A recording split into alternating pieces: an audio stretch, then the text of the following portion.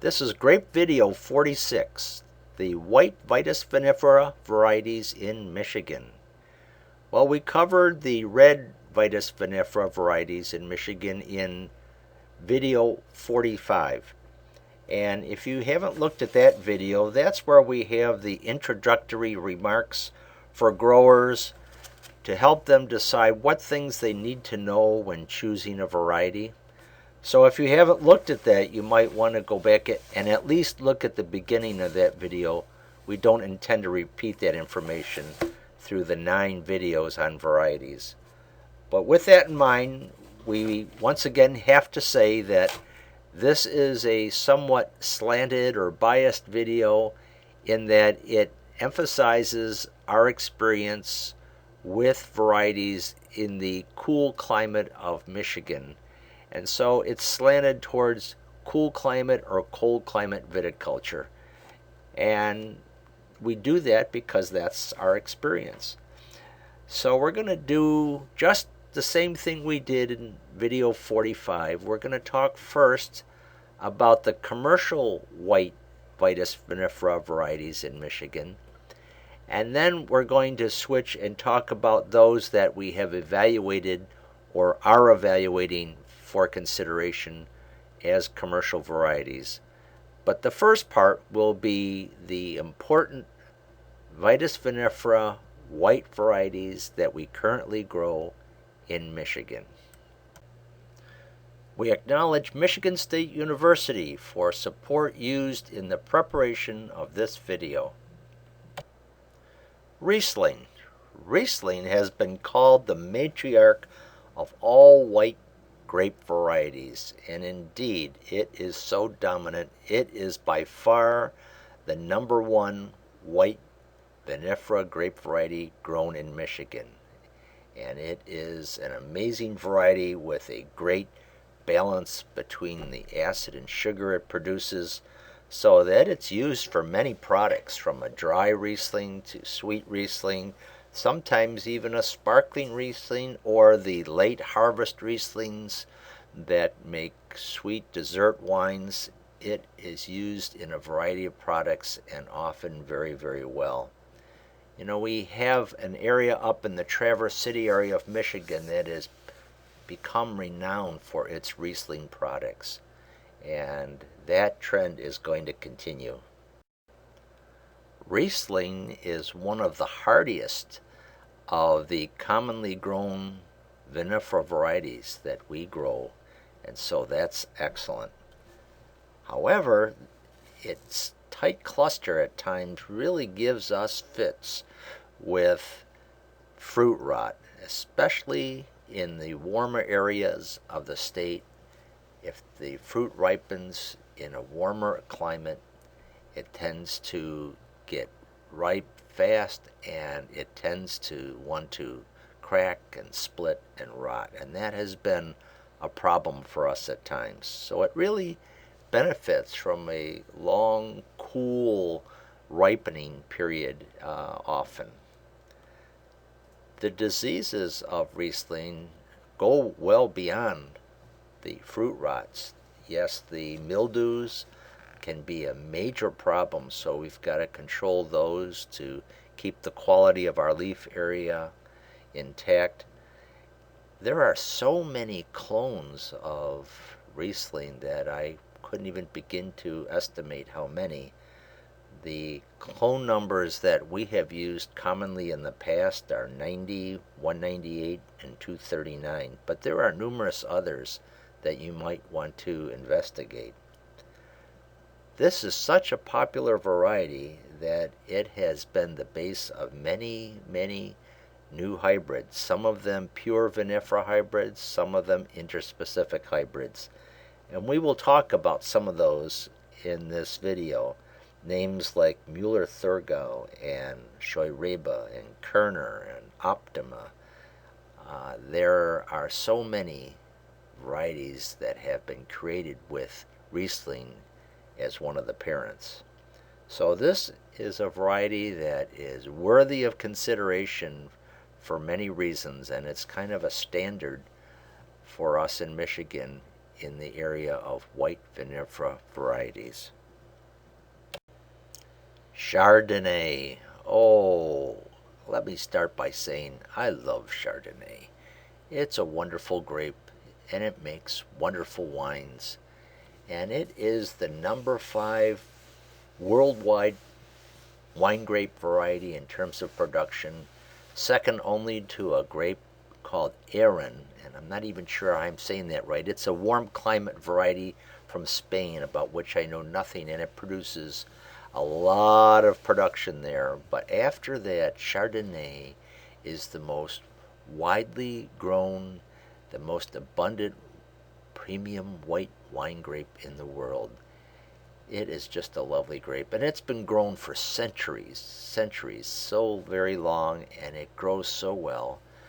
It has a somewhat neutral character to it, so it lends itself to the manipulation in the vineyard and in the winery to produce a variety of products. It originated in Burgundy in France, and then it is in many locations.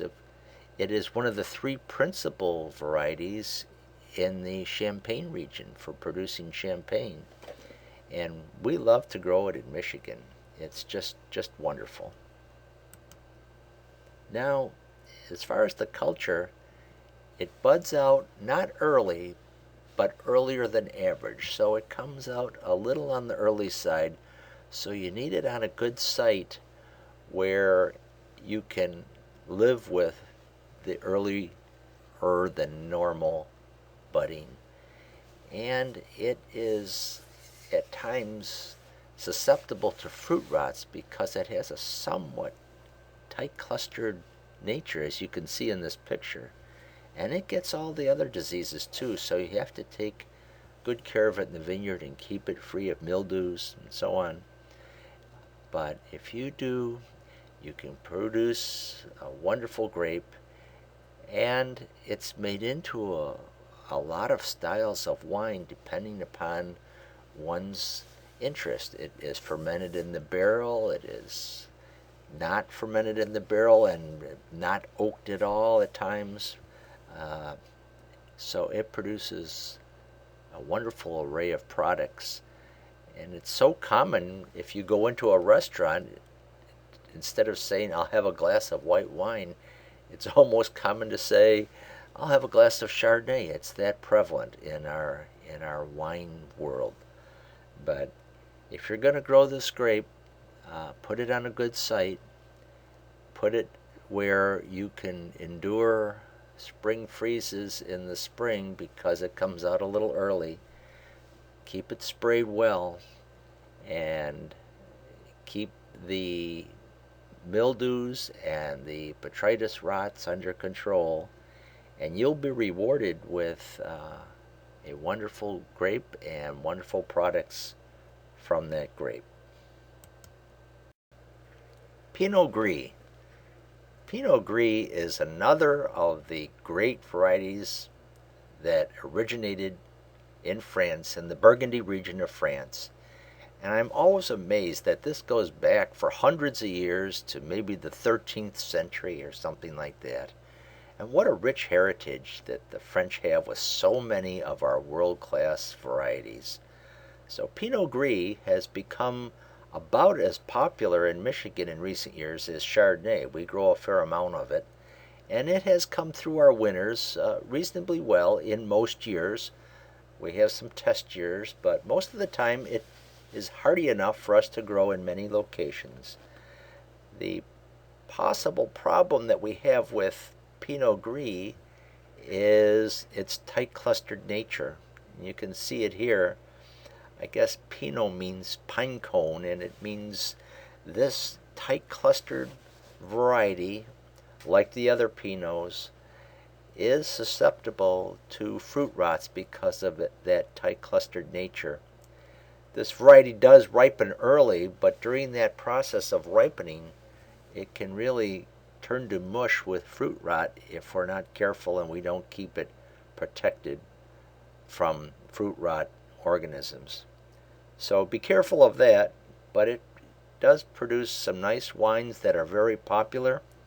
The Italian version, called Pinot Grigio, is characterized by being harvested a little earlier, keep it a little more crisp, a little drier than some of the other Pinots produced elsewhere, but it is grown worldwide with great success. So it is something that you can consider, but I'd say its weakness would be the development of fruit rots if you're not careful.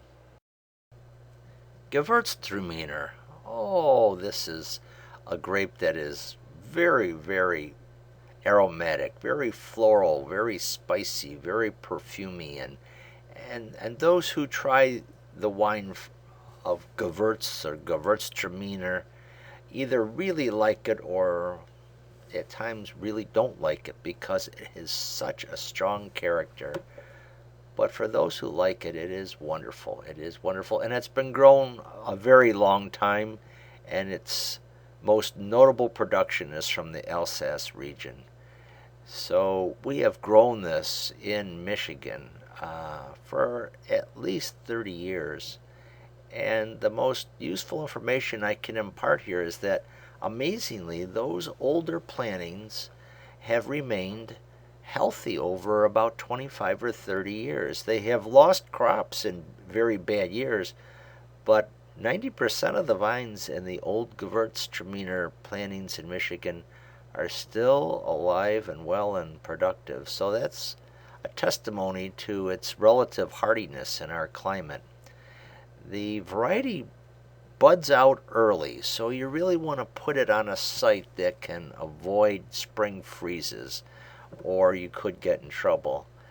The other thing about this grape is that it tends to lose its acidity during the ripening process, so there's always a struggle between the time of picking this grape to preserve some of the acidity of the grape and yet waiting long enough to let it develop its full variety character. But if you want to try this, it will probably survive in decent sites in cool climate or cold climate viticultural regions. And you should buy a bottle or two of this and try it before you plant it to make sure that this is the type of wine that you would like to produce. But if you like it, you'll love it. Gewurztraminer. Sauvignon Blanc is one of the classic white vinifera grape varieties of the world, and it has been in cultivation for centuries and centuries. It was thought to originate in the Tyrol region of Italy, but it's really well known in the Bordeaux and the Alsace regions of France, where it has been cultivated for a very, very long time. In recent times, I think since about the 1970s, New Zealand has become renowned for its Sauvignon Blanc wines, and they are exquisite. This is a grape that breaks my heart because my beloved Karen has this grape, this wine, as her favorite, and yet I can't and won't grow it. Why? Because the major weakness of Sauvignon Blanc is its lack of hardiness. It's relatively cold tender. And we've been growing it in Michigan for a dozen years or so, and we have had some major winter injury problems with this grape. The vines, in many cases, have survived and come back, but we have non-crop years because this grape is so cold tender, and I just don't see growing it under those conditions, and yet Karen loves this as her favorite wine. So you see the heartbreak there? Well, so if you're going to grow this grape, you should be aware of its relatively low level of cold hardiness. On the other hand, Sauvignon Blanc is at its best in cool climates, where the gradual ripening of this grape brings out the best of its varietal character. It may be the citrusy, grapefruity type fruity Sauvignon Blancs of New Zealand, for example, or it might be the more austere, luscious Sancerre and Puy Fumé wines from the Loire region in France. But the slow ripening of this grape in a cool climate is a wonderful, wonderful thing that is characteristic of the highest quality Sauvignon Blanc wines of the world. So you may not want to shy away from it, but be aware that it is relatively cold tender, and you will have some years, if you have really cold temperatures in your vineyard, when crop failure is a distinct possibility. Pinot Blanc is a mutated clone of Pinot Noir, and it has been grown in the European countries for a long time. It grows abundantly in France and Germany, but also in Eastern European countries in somewhat abundance, and is used for both a still wine and as the base for sparkling wines. We have grown Pinot Blanc in Michigan for about 20 years, and it has performed reasonably well. Dr. G. Stanley Howell tested this variety at the Southwest Michigan Research Center for a 15-year period, and about 3/4 of the vines survived and were productive. So it wasn't totally hardy, but it was relatively hardy for a 15-year period in Southwest Michigan. Pinot Blanc is susceptible to all the major grape diseases like powdery mildew, downy mildew, black rot, and it can be quite susceptible to botrytis rot because of its tight clustered nature. So if you're growing this grape, please do engage the cultural practices of fungicide sprays and leaf removal to help reduce the incidence of botrytis fruit rot in this variety. Gruner veltliner. This grape is really becoming popular, but it's not a new grape at all. It's been cultivated for centuries, and it is often associated with Austria, where it is grown in abundance. But the records suggest that it actually originated in Italy. For a long time, it was grown as a bulk producer. It is very precocious. That means it starts fruiting abundantly at an early age. Here is a cluster of Gruner, and it's just one of 3 on this shoot. Look at those 3 big clusters all on one shoot. And when we look at this whole vine, look at all the fruit, and these are just 4-year-old vines.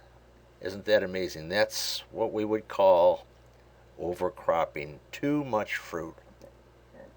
But that's the way Gruner was managed for a long time as a bulk producer.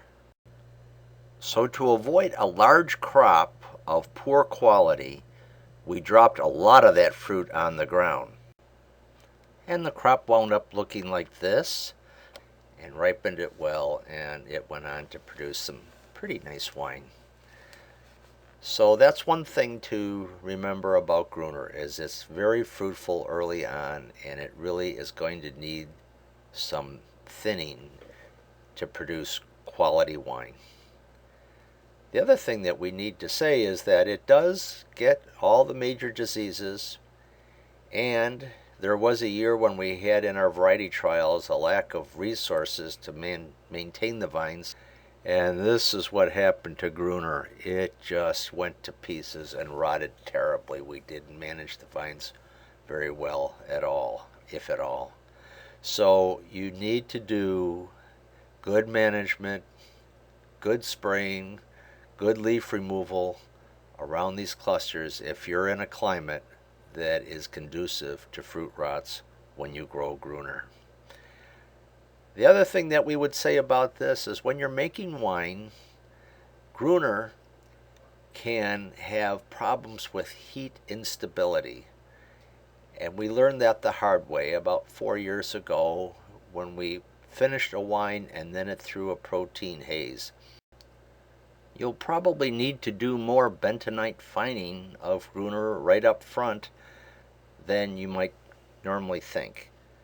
And we'll just close by saying that although we have lost crops of Gruner in very, very tough winters, we haven't lost vines. The vines have been very hardy for us in our limited years of experience with this grape, so it is worthy of consideration in a cool or cold climate viticulture. Viognier, I hope that's adequate French pronunciation, is one of those so-called ancient varieties that goes back to the time of the Romans, who apparently transported it from Croatia to France, and it has for a long time been associated with the Rhone Valley in France as one of its varieties. However, about 50 years or so ago, it was so out of favor that there were just a very few acres left in existence. But there's been a great resurgence of interest in this variety, and it is growing in lots of areas now. And our experience in Michigan has been mixed. It's been an erratic producer. We haven't always ripened it well. It ripens for us past mid-season. Not late, but it's not an early ripener by any means. And we haven't been able to crop it regularly, and perhaps that's why it's been in and out of favor. But the vines have survived, and we have produced some nice crops and some nice wines on occasion. And so it is worthy of consideration, but not one of our top choices, and you might want to give it a trial. It is very popular, by the way, in some places like Virginia, where it's become very, very well established and is a major producer there. So it's not out of consideration, but approach this variety carefully. All the varieties we have talked about thus far have some level of commercial production in Michigan. The following varieties have very limited commercial production of maybe 1 or 2 growers, or none at all. They may be just in our variety trials at our research stations. So we'll go through these alphabetically, and our knowledge of these is very limited, but we do have some experience with them. And we'll start with Albarino. If I say that correctly with my best Spanish pronunciation, it is a Spanish variety. It's also grown in Portugal under other names, but it is grown in cool coastal areas where it has been grown for very long periods of time. In our experience in Michigan, it has survived winters in terms of vine survival, but it has not always survived bud survival that well. Here's a picture of the only Albarino vineyard that I'm aware of in Michigan after a severe winter. And it doesn't look like it, but the grower says it really did come back. Even though this picture was taken in June, the vineyard did eventually come back and survive and go on to be productive. So we'll just put the hardiness of this variety as a question mark, and especially the bud survival in very tough winters. The variety has been fairly resistant to the downy and powdery mildews in our limited experience, and although the clusters are full, they're not excessively compact, so fruit rots have not been a particular problem for us. If there is a weakness in this variety, it's probably that it breaks bud rather on the early side.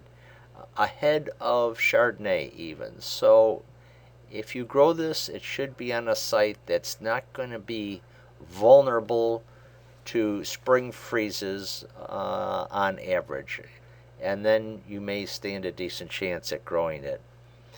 It ripens fairly early, so we would conclude that the variety is worthy of consideration in cool or cold climates, especially for those sites that have good sloping ground and can protect the early budding nature of this variety against a spring freeze. Friulano. First, we have to say that the name of this grape has several names that are prominent. It's my understanding that up until about 10 years ago it was called Tokai Friulano, but that was shortened to just Friulano. And Sauvignon Vert is another very common name for it. So we mention all of those, and we put it in our listing here just as Friulano, trying to be up to date. But you may hear lots of people talk about it by its old, longer name, Tokai Friulano. So having said that, we'll move on and we'll say that it's really been native to and associated with the Veneto and Friuli regions in northern Italy, where it's been grown since the 1600s at least. So we were interested in it because it is a relatively cool climate variety, and we've had it in Michigan for a few years in our variety trials, and the vines have survived. We haven't lost a single vine. We have lost crops in the very, very bad winters, but we have not lost vines. So overall, it's fairly hardy. The problem with Friulano at times is, just as you see in this picture, it is so highly productive. It produces very large crops that really need to be thinned to get any chance of ripening the fruit into quality fruit to make quality wine. So being very, very fruitful, you'll need to be careful of that. But other than that, we know very little else about this variety. We're fairly new to it ourselves. So we'll just put it on the list of possibility, and you'll have to take it from there and look for additional information. Gruner. Gruner has been in our variety trials in the past and has performed well. Gruner is a Riesling hybrid. It's a pure Vinifera hybrid created in 1929, and it has been very popular in Germany in the past. As many as 20,000 acres were planted. Why? Oh, because it has many attributes that are somewhat superior to Riesling in the vineyard. It can be more hardy. The buds come out a little later, so they're a little safer against spring freezes. They ripen, the fruit ripens a little earlier, and this is a more disease-resistant variety than Riesling in terms of downy mildew, powdery mildew, and botrytis. So for those reasons, Gruner has been popular at times, but not so much here in Michigan. I think the feeling has been, why grow Gruner? Take the chance, grow Riesling because of the name and the marketability of Riesling wine versus Gruner wine. But it is a cold hardy grape and has a lot of great attributes. So if you're on a somewhat marginal site and want to grow a Riesling type of grape, Gruner might be a good choice for you. Marsanne. Marsanne is a very old grape and is most often associated with the northern Rhone region of France. But it is grown in other European and Eastern European countries, as well as in Australia, California, etc. But the limitation of this grape is not so much in its culture, which is suited to a cool climate and grows well in a cool climate. It's more market driven, that the name Marsanne has not gained favor, and it is of limited production in Michigan and probably will remain so. Müller-Thurgau. Müller-Thurgau was created in 1882 in Switzerland, and it became very popular in certain areas, especially in Germany, where it was second only to Riesling in its planting and growth. Müller-Thurgau is known in other countries too, like New Zealand, and it's grown out on the coast in Oregon, but it's primarily associated with Germany. Müller-Thurgau is early ripening and it's relatively hardy. Dr. G. Stanley Howe in variety trials in southwest Michigan grew it for 15 years, and it was hardy and productive during that whole period. The wines of Müller-Thurgau are said to be relatively low in acid, somewhat neutral, but with a light hint of a muscat character. So this is a grape that is worthy of consideration in cool or cold climate viticulture. Muscat Blanc. Well, Muscat Blanc goes back to ancient times in Greece, and the Romans apparently transported it to Europe, and the variety actually has a long name called something like Muscat Blanc et Petit Grand, but we'll just call it Muscat Blanc and forget that French that I just tried. So here's the story. It is rather hardy. It has survived minus 12 Fahrenheit or minus 24 Celsius for a couple of hard winters and come back, and we haven't lost a single vine. So in the Michigan experience as far as hardiness, it's been amazing. And so we have it here this past year in our variety trial, looking rather decent. The problem with this grape, and the reason it's not so popular anymore, is because it's relatively late ripening. So you'll need a site that's going to extend the season well into the fall or harvest period for you to ripen it well. And it's my understanding that this grape is falling out of favor over the years, and that it's being replaced by Muscat Antonel. Nevertheless, it's hardy, and it will perform if you have a sufficiently long growing season. Muscat Antonel originated in 1852 in the Loire Valley region of France, and that's where it is most notably associated with wonderfully dry table wines produced there from this grape. It's quite cold hardy. We've had it in Michigan for quite a long time, and it comes through our winters rather well. It ripens early, so that's a good thing, and we like this grape for that reason, but it is thin-skinned, and in years where we are stressed with fruit rots because of rains in the latter part of the growing season and during the harvest period, we can get a lot of cracking and fruit rot with this grape, so that's one of its weaknesses. However, it does have a lovely flavor. Some say it is lightly muscat flavored, and that may or may not please some people, but it is worthy of consideration for cool or cold climate viticulture. Ortega. Ortega is a pure Vinifera hybrid that has as one of its parents Müller-Thurgau. So this is actually sort of a grandson or a second generation removed from Riesling, but this grape has both Riesling and Gewurztraminer in its parentage.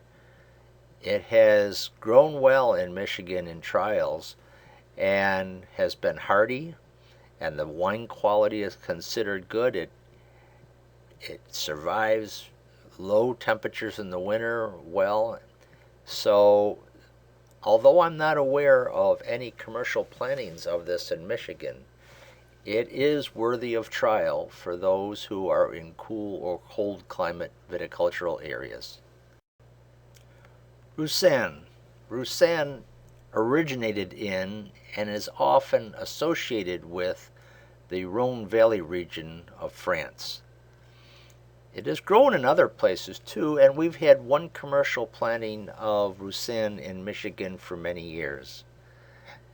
Now, this variety has some negative aspects to it. It tends to ripen late, and sometimes the fruitfulness and the fruit set can be irregular, so it doesn't ripen well early, and it does have irregular fruiting at times. However, offsetting positive characteristics are the unique aroma that's associated with this grape and a very pronounced acidity.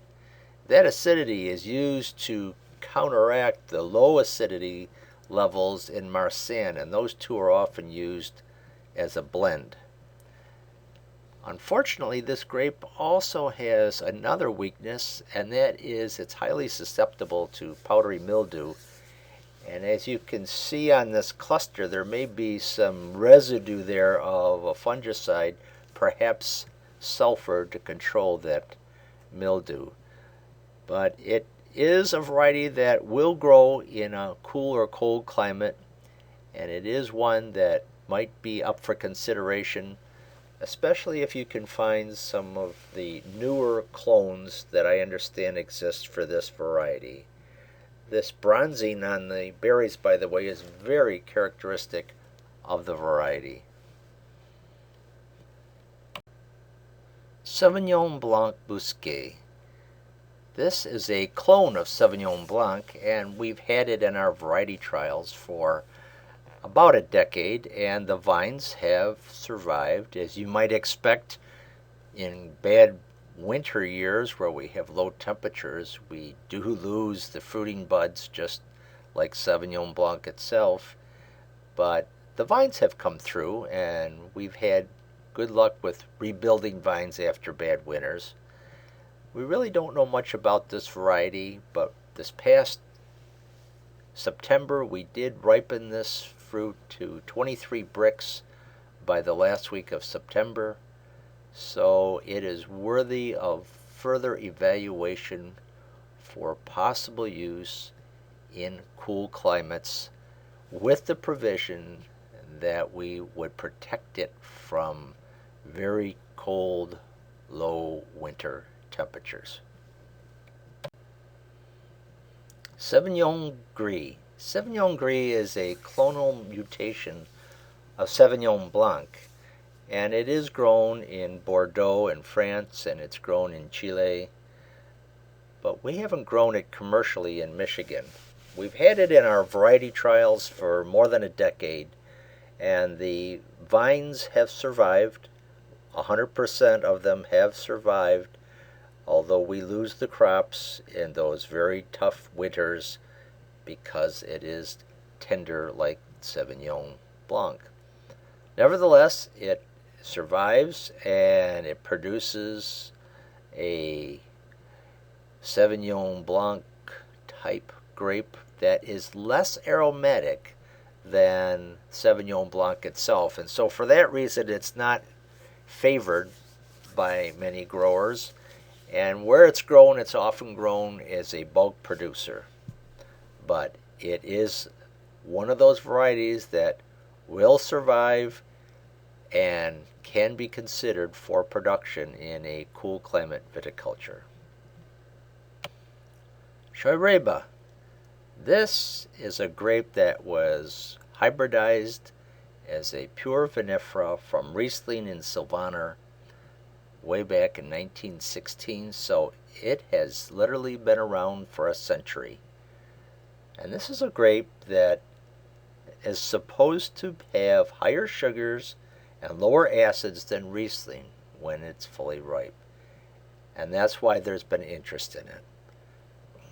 We've had 2 modest plantings of this in Michigan for more than 25 years, and the growers are both happy with their production from those vines.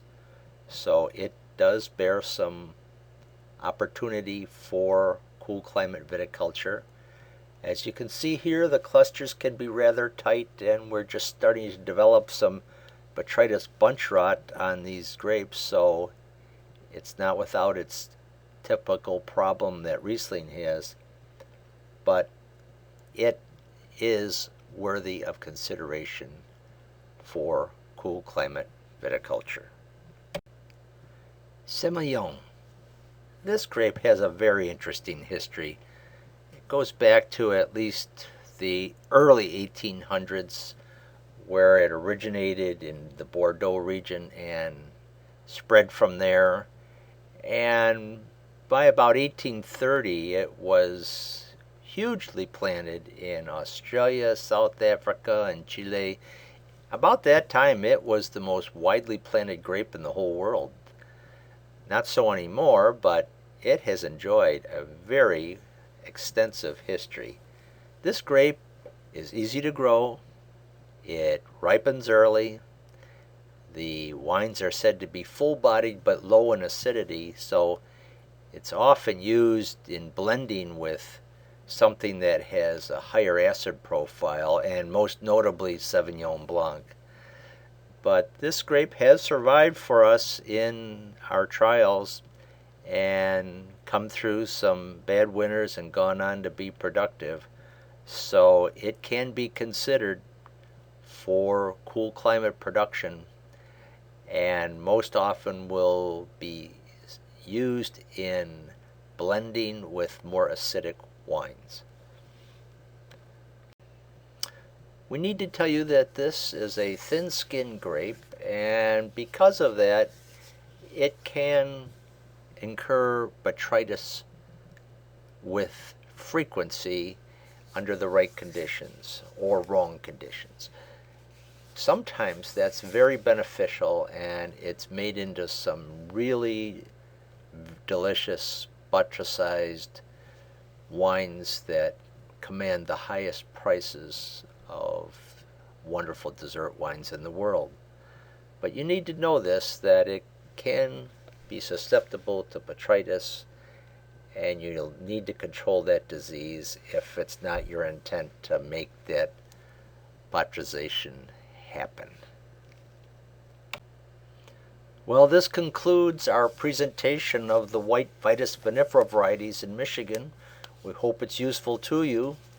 In upcoming videos, we will talk about hybrid varieties, we'll talk about Native American varieties, we'll talk about super hardy varieties and table grapes. That's all to come. But for now, that's it, and we thank you for your attention. And as always, happy grape growing.